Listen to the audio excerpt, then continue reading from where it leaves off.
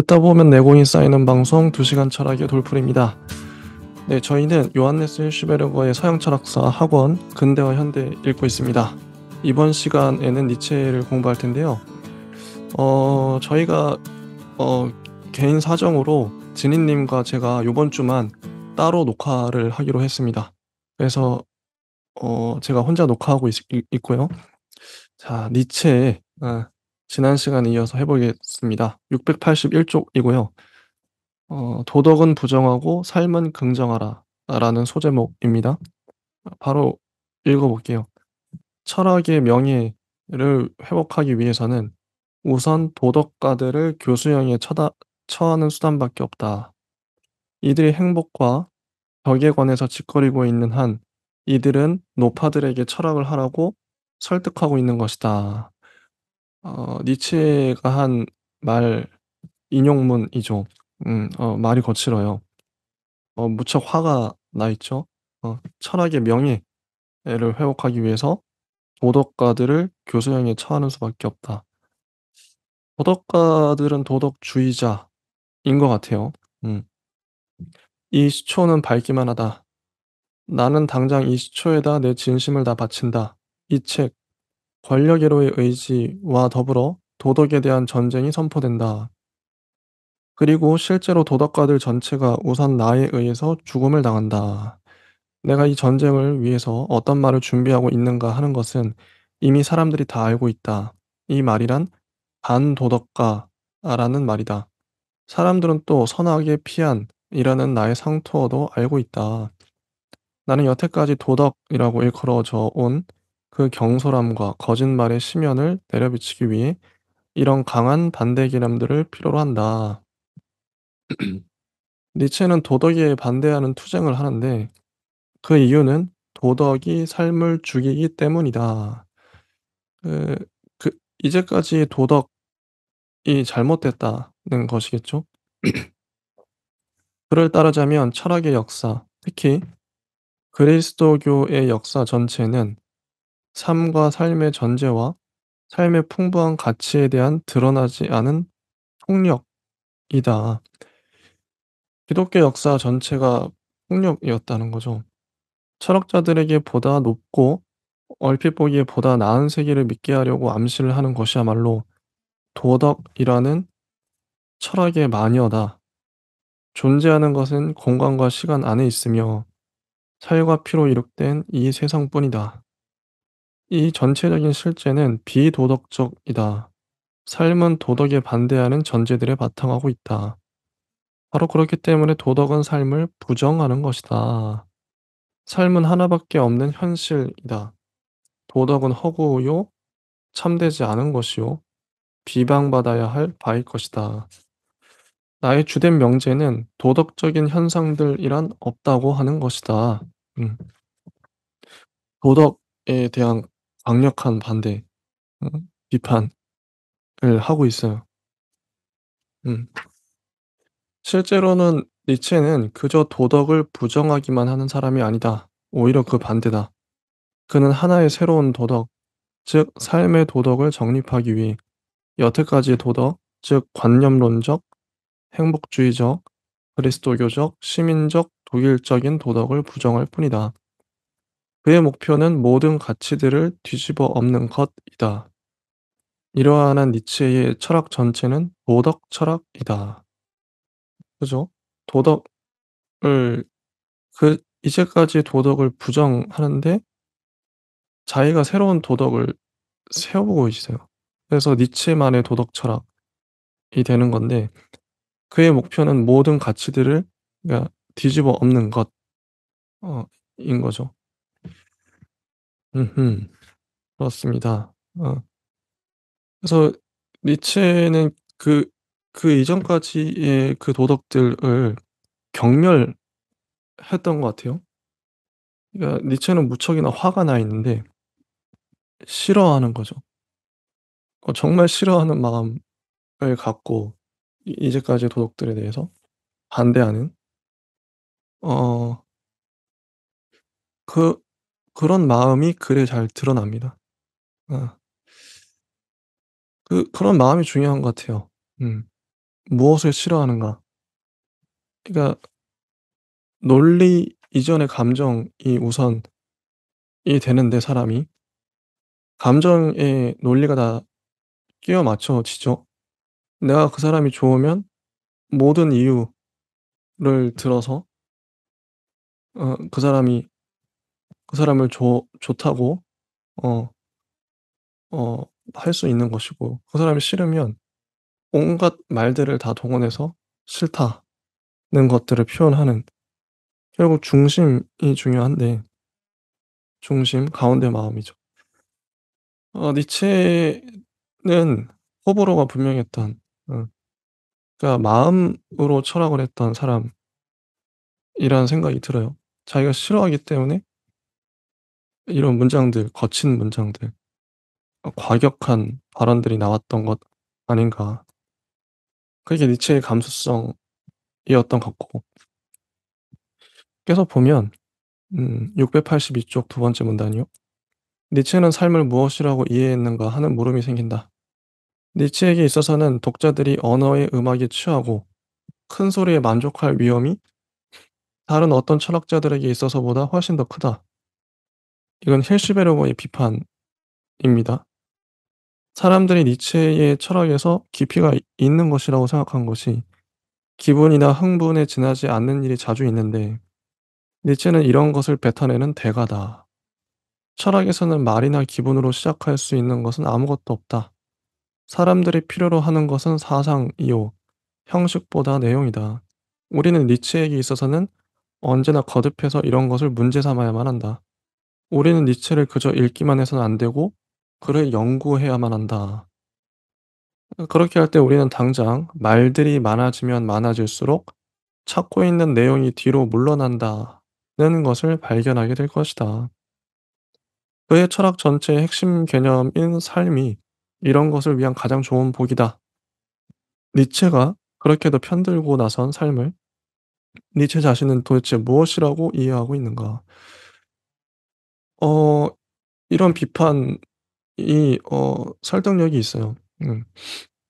니체는 언어의 음악에 취하고 큰 소리에 만족할 위험이 다른 철학자보다 크고, 기분이나 흥분으로 뱉어내고 어 말들이 많아질수록 찾고 있는 내용이 뒤로 물러나고, 다 맞는 말이죠. 맞는데 또 한편으로는 헬시버러거한테는 저는 이제 반은 긍정하고 반은 부정하는 입장인데, 이게 다 맞는 말인데 뭐 이렇게 볼 수도 있죠, 니체를. 근데 니체가 그렇게 가벼운 그렇게 만만한 철학자가 아니라는 생각이 들어요. 음. 니체가 왜 말들을 그렇게 뱉어낼 수밖에 없었는지, 어 니체의 심정이랄까? 마음을 들여다보고 그 감수성을 본다면 철학자마다 전략이 다른 거죠, 말하는 전략. 니체의 틀을, 니체라는 사람, 니체라는 사유를 헬시버러가 온전히 이해했는가? 어 '절반만 이해하지 않았는가.' 이런 생각이 저는 있습니다. 음. 계속 가 볼게요. 첫째로 "우리의 귀에 들어오는 것은 삶은 행복이 아니다."라는 부정적인 대답이다. 자 이 도대체 무엇이라고 이해하고 있는가? 이건 정의예요. 니체가 그렇게도 편들고 나선 삶을 니체 자신은 도대체 무엇이라고 이해하고 있는가? 이 이후로는 힐스베르그의 서술 방식이 다른 철학자들과 별반 다르지 않아요. 니체에 에게서 어떤 개념들, 니체가 사용하는 어떤 핵심적인 키워드들을 끄집어내요. 예를 들어서 삶, 권력, 뭐 이런 것들, 주인, 귀족, 레상띠망 뒤에 나오겠지만 정의하는 방식으로 A는 B다 이런 식으로 헬스베르거는 니체의 개념들을 분석하고 분해하고 있죠. 근데 이렇게 해서는, 글쎄요. 이렇게 해서 니체를 제대로 파악할 수 있는가? 니체는 그런 철학자가 아니었는데. 니체는 문학적으로 말하고 있잖아요. 문학적으로 말하는 사람을 철학적으로 어떻게 보면 개념적으로 파악한다? 과연 잡힐까? 어 개념 그러니까 틀이 다른데 그물이 다른데 생긴 모양이 다른데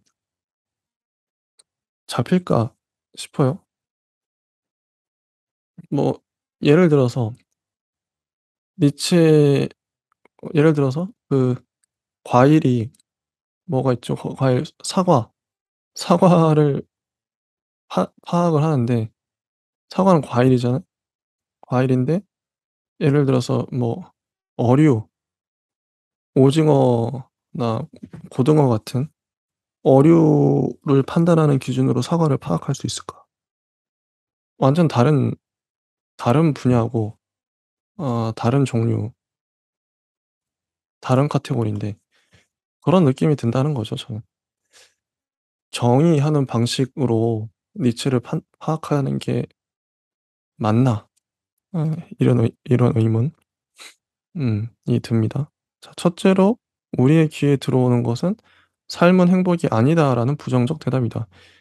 니체가 한 많은 말들 중에 이 한 문장 뭐 한 문단, 한 문장을 끄집어 와서 이걸 갖고 분석을 하고 있어요. 이 개념 이런 식으로 분석하는 게 맞나? '아 니체가 이렇게 분석이 될까?' 이런 생각이 든다는 거죠. '이런 방식 자체가 오류다.' 하지만 우리는 책을 읽고 있기 때문에 한번 보죠. "우리의 귀에 들어오는 것은 삶은 행복이 아니다."라는 부정적 대답이다.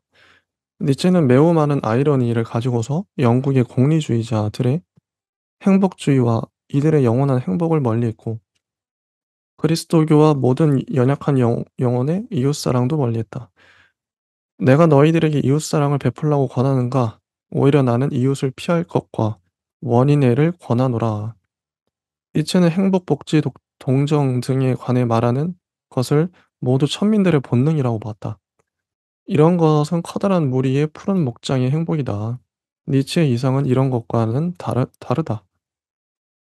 삶은 권력으로의 의지다고 하는 것이 우리들의 귀에 들리는 첫 번째의 긍정적 대답이다.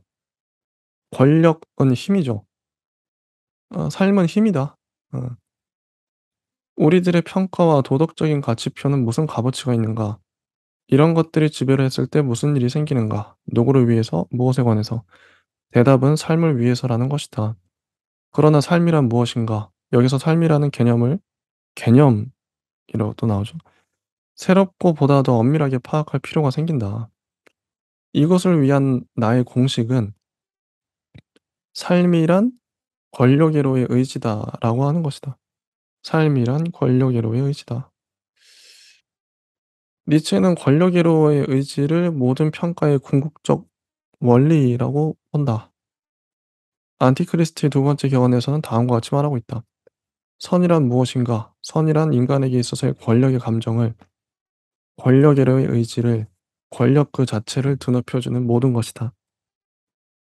권력은 힘이죠, 힘. 악이란 무엇인가? 그러니까 선은 힘센 거, 악이란 무언가 약한 거. 음. 약함에서 생겨난 모든 것이라고 나오죠. 만족함이 아니라 보다 더 큰 권력, 평화가 아니라 전쟁, 덕이 아니라 유능한 것, 약한 자와 반륙이 부전한 자는 멸망해야만 한다. 이것이 우리들의 인간애의 첫 번째 명제다. 사람들은 이들이 멸망하도록 도와줘야 한다. 악덕보다 더 해로운 것이 무엇인가? 모든 반륙이 부전한 자들과 약한 자들에 대한 실제적 동정, 즉 그리스도교.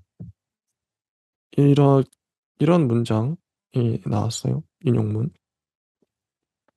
선이란 뭔가 힘센 거다. 악이란 뭔가 약한 거다. 발육이 부전한 자는 멸망해야 한다. 정말 거친 발언, 급진적인 발언. 약한 자들에 대한 동정 이런 것도 다 약하다는 거죠. 악하다는 거죠. 이게 근데 발육이 부전하다 하면 음 이것도 해석을 잘해야 될 것 같아요. 그러면 뭐 세상에 뭐 장애인들이나 아니면 노약자 아니면 아이들 뭐 다 약한 사람들은 다 죽으라는 거냐. 그런 것 같지는 않아요. 이 해석을 해야 되는데 문학은 상징이잖아요. 여기에 숨어 있는 어떤 니체의 본 의도를 파악해야 될 것 같은데 힘이 세다는 게 뭐냐, 약하다는 게 뭐냐, 이런 정의를 내릴 필요가 있겠죠. 정의. 아무튼 니체에게 있어서는 세계의 과정 전체가 권력애로의 의지이고 그 이외에 아무것도 아니다. 권력은 매우 다양한 뜻을 지닌 개념이다.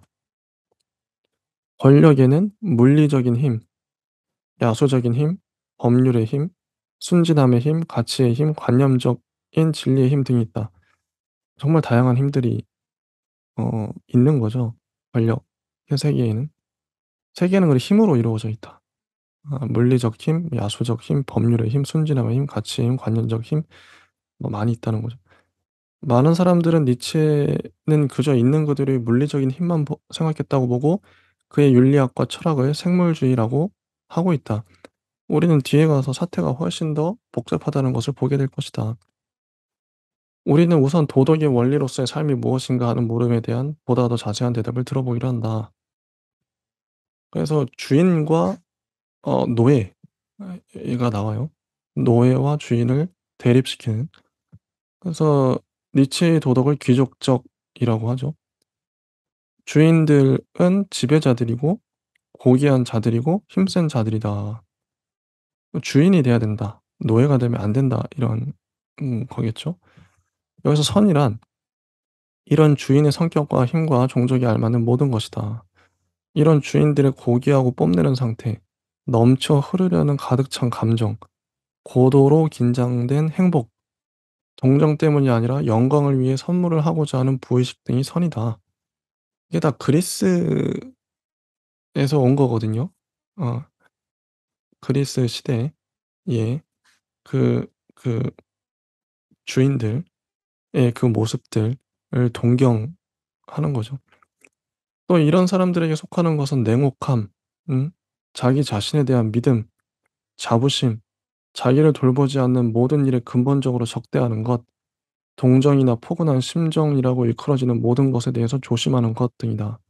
이런 걸 추구해야 된다. 사람이라면 마땅히. 이런 사람들, 이 주인들에 반대되는 자들은 약한 자, 낮은 자, 인생에 패배한 자이고 그렇게 느끼고 있는 노예다. 이런 사람들과 관계가 있는 것은 저속한 것이고 따라서 악이다. 이런 종류의 사람들은 경멸당한다. 즉 이들은 비겁자요, 소심한 자요, 도량이 좁은 자요, 자기의 이익만을 생각하는 자요, 무엇보다도 거짓말쟁이다.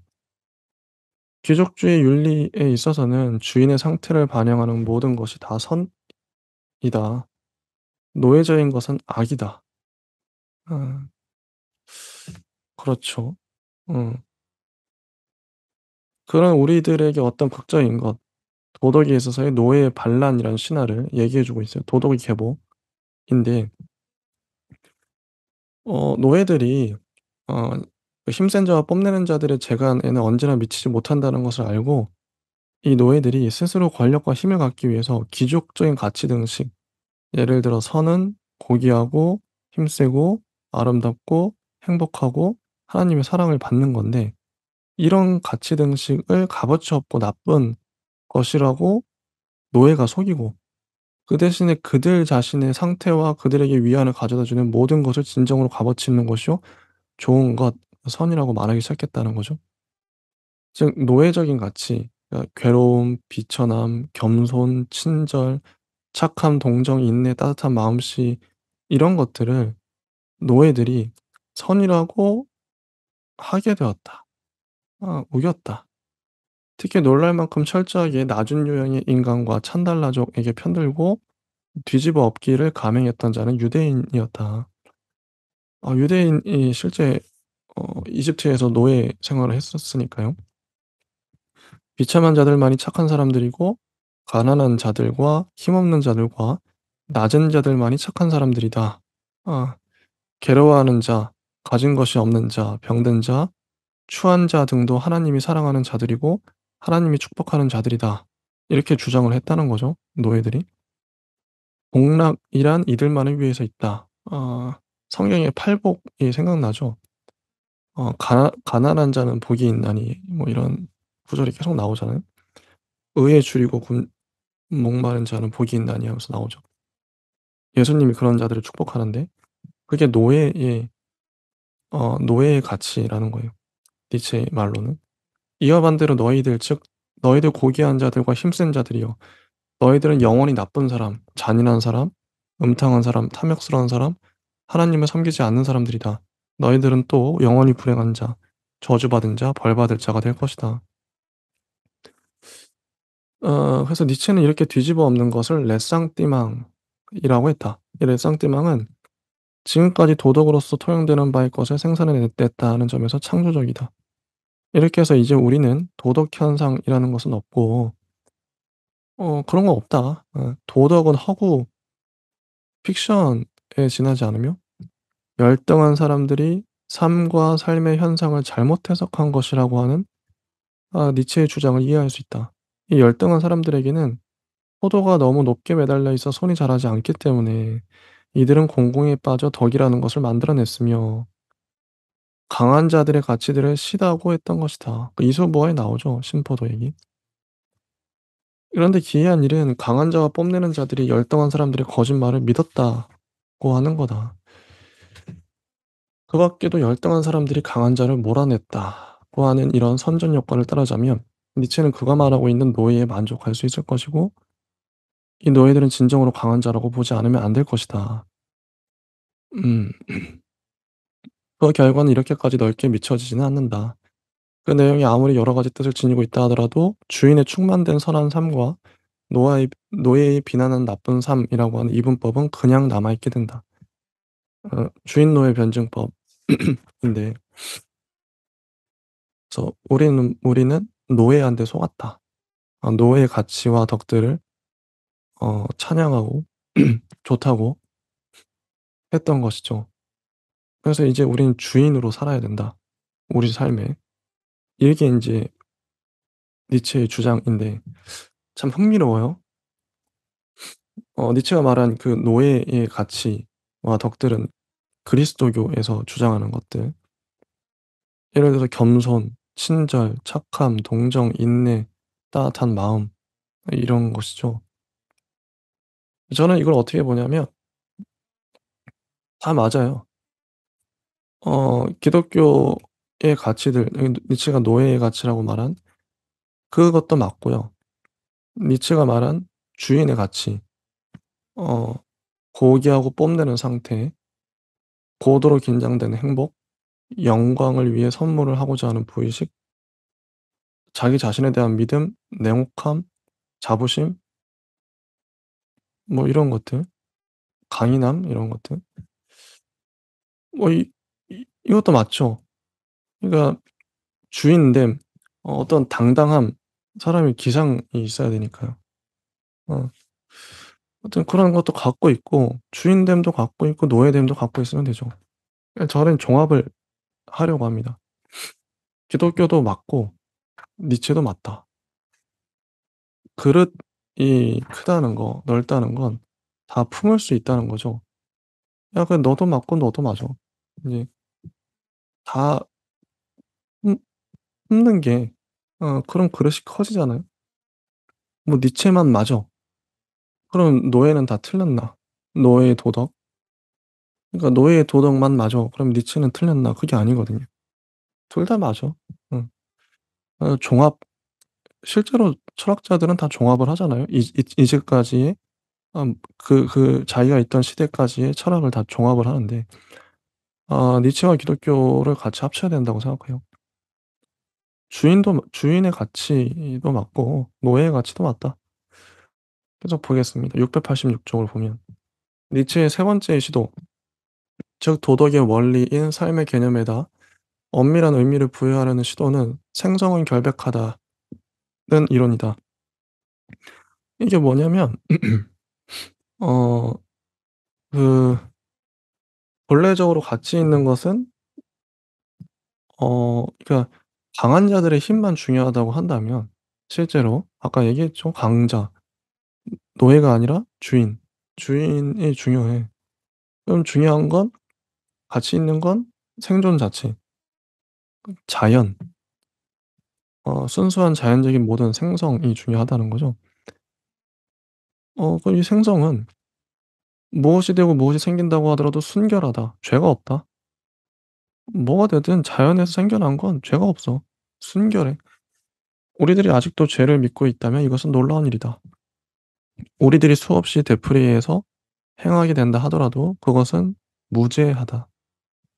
인용문이고요. 나는 죄에 관한 가르침뿐만 아니라 공적에 관한 가르침도 포기하지 않을 수 없다. 나는 생성이 결백하다는 것을 증명해 내려고 했었다. 그래서 나에게 있어서의 첫 번째 해결은 생존을 미적으로 정당화하는 것이었다.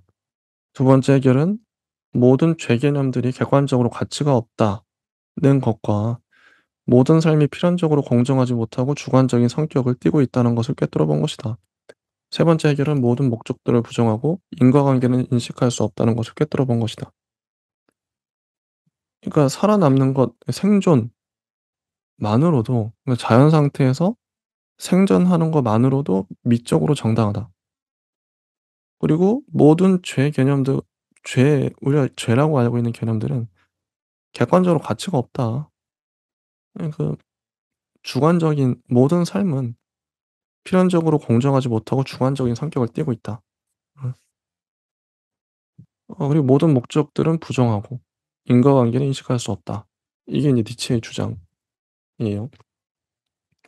자, 687쪽으로 가면 "인간은 이러이러해야만 한다." 이 당위, 이런 당위는 조그만 아이러니가 우리들의 입에 오르내리는 오늘날, 음 그러니까 당위, 뭐 "인간은 이러이러해야 한다." 그리고 뭐 가정교육, 학교교육, 환경, 요행, 불운 등을 이런 것들 영향을 받는 사람, 뭐 이 이런 게 다 아니라는 거죠. 도덕의 문제에 있어서 기이하게도 원인과 결과의 관계를 뒤집는 것을 배웠다. 그러니까 착하기 때문에, 그 사람이 뭐 선하기 때문에 복을 받고 악하기 때문에 벌을 받고, 이게 말이 안 된다. 그냥 결과적으로 그 사람이 그렇게 행동했기 때문에 선하게 보이는 거고 선한 사람이 되는 거고, 이러이러하게 행동했기 때문에 악한 사람이 되는 거죠. 죄인이 되는 거고 범죄자가 되는 거고, 도덕은 결과적이지 원인적이 아니잖아요. 그 얘기를 하고 있습니다, 인용문에. "악덕과 덕은 결과에 지나지 않는다." 이런 얘기하고 있고, "당위는 의지와 마찬가지로 아무런 뜻도 없다. 생성은 결백하다." 그래서 결정론, 니체는 결정론이라고 하네요. 니체는 이미 당위는 없다는 이 마지막 결론을 다음과 같이 발전시키고 있다. "모든 것으로부터 대립은 멀어져 갔다. 모든 생김이 한 가지의 종류라는 것이 구출되었다. 이제 모든 것이 운명이다." 모든 게 운명이다. 이 노무현 대통령님이 했던 "운명이다." 이런 말이 생각나네요. 불교적인 말이죠. 결국 다 운명인 거죠.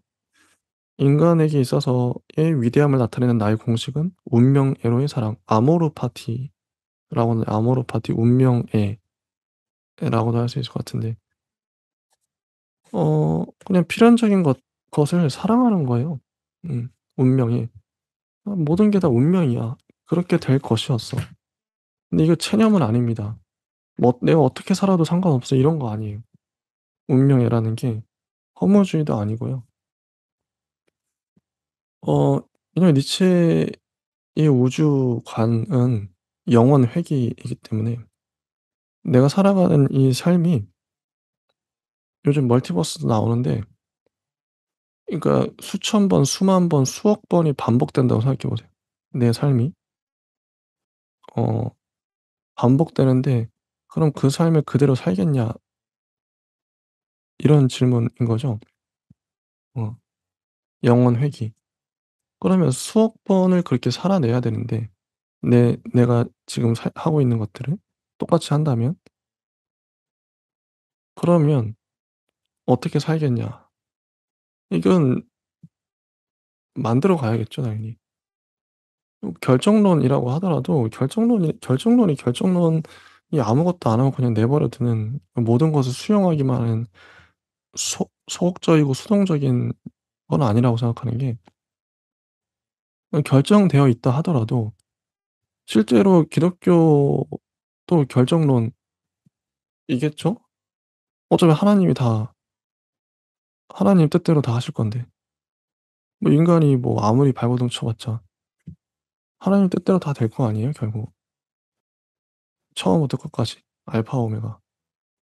그런데 그게 결정론이겠지만 그렇다고 우리가 넋 놓고 뭐 아무것도 안 하고 체념하고 살지는 않잖아요.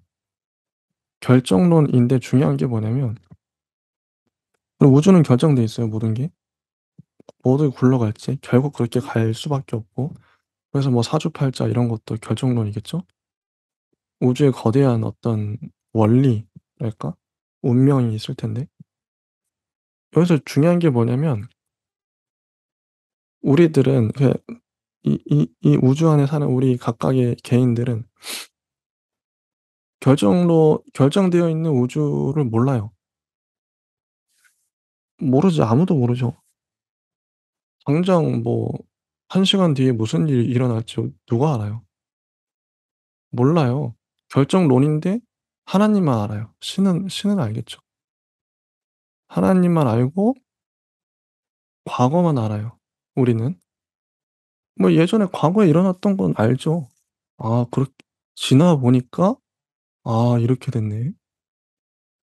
인간은 이 정도 알아요. 음. 과거 알고 그래도 신이 뭐 미래까지는 알겠지만 미래 몰라요. 그래서 결정론이라고 하더라도 허무주의로 빠질 수가 없습니다. 체념으로 빠질 수도 없어요. 모든 게 결정됐다 하더라도 뭐 1 시간 뒤에 무슨 일이 일어날지 누가 알겠어요. 그러니까 만들어 가는 거죠. 그 결정론 이지만 제 생각은 그래요. 운명론도 마찬가지고. 자 니체의 결정론과 운명에 대한 신앙은 모든 것들이 영원히 회귀한다는 이론으로서 특별한 형식으로 나타난다. 이건 고대에서 유래하는데 니체에게 새로운 영원함을 열어준다. 허무주의를 극복하게 해준다. 니체 철학 첫머리에 신은 죽었다가 버티고 있대요.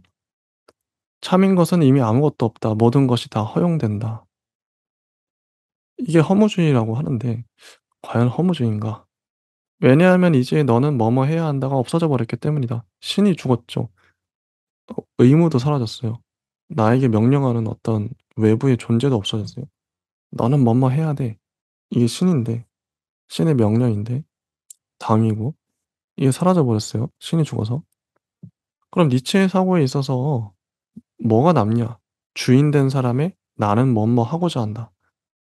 나는 뭘 하고자 해. 나의 욕망, 나의 의도, 나의 행동만이 남죠.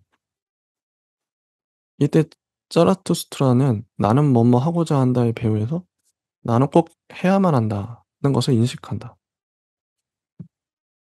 그래서 우리들의 나는 우리들의 운명이고 우리들의 자유는 필연성이고 우리들의 의지는 시간과 존재의 영원한 순환 속에서 막대한 힘을 가지고 거듭해서 되돌아오는 회귀, 그런 세계의 의지다. 영원 회귀, 영원한 생성인 거죠. 인간은 이 세계와 이 세계의 영원한 생성 이외에 아무것도 아니다. 음. 존재의 영원한 긍정이여 영원함이여 이렇게 나오네요.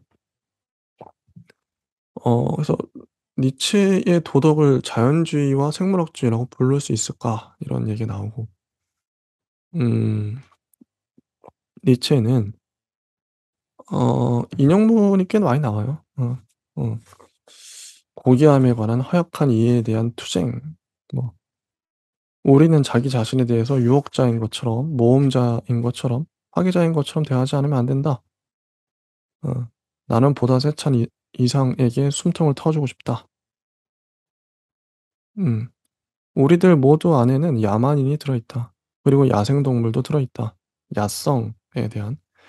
야성 중요하죠, 야성. 뭐 이런 말들 쭉쭉 넘어가고 어 그래서 영혼 회귀 관련돼서 계속 나옵니다. 음. 쭉쭉 넘어가고 이 되게 길어요. 691 쪽 힘의 양, 힘의 양이 아니라 힘의 질에 대한 얘기도 나오고 위대한 인간은 자기의 욕망이 허영범위에 의해서 위대하고 이 훌륭한 맹수를 부릴 줄 아는 보다 더 큰 힘으로 인해 위대하다.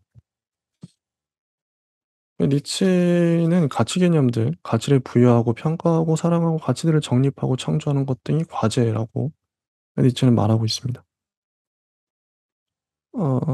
무엇이 선이고 무엇이 악인지를 아는 사람은 아직 아무도 없다. 창조하는 자마저도. 음. 그래서 스스로를 유지하기 위해 처음으로 사물에다 가치를 둔 자는 인간이다. 인간이 처음으로 사물에게 뜻을 제 인간적인 뜻을 창조해 줬다. 그래서 인간은 스스로의 인간, 즉 평가하는 자라고 불렀다. 인간.